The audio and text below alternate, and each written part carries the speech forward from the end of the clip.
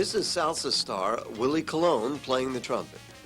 And this is Willie Colon singing. And this is Willie Colon on trombone.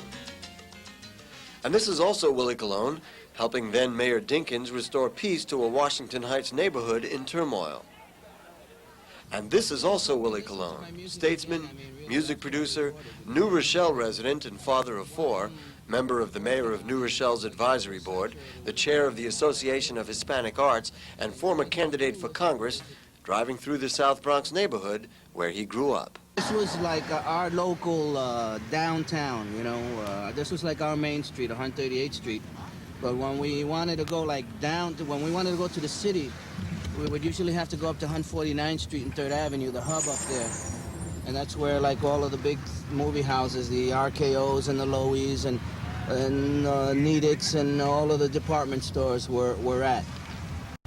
I lived at this house here, 695, for about 10 years. It's the only one left on the block. In the 50s, it was really different. The makeup of the neighborhoods was more mixed.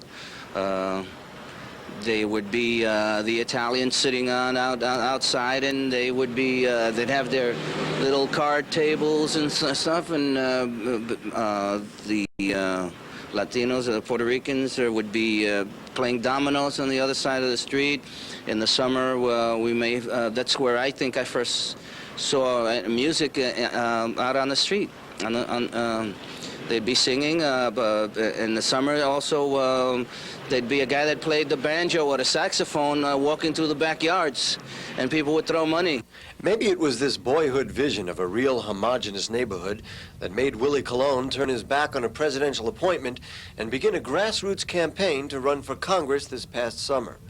Although he was not successful in the election, the prospect of offering hope to the residents of his former neighborhood was the springboard to building the Arthur Schomburg Coalition, named after a man who helped form some of the first political coalitions for Latinos in this country.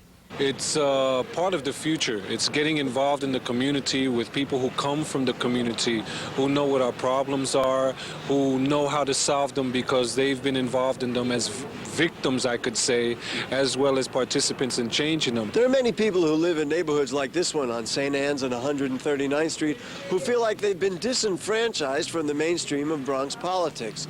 For them, Willie Colon is a connection. We need to find some ways to, to encourage small businesses in the neighborhood communities, and so that neighborhood people could own the businesses and work in the businesses, and the money can circulate in the community and stay there.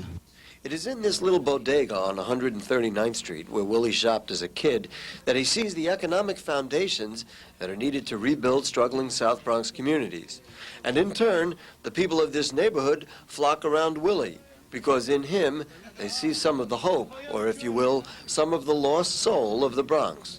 And it's not only limited to the people who live in the South Bronx.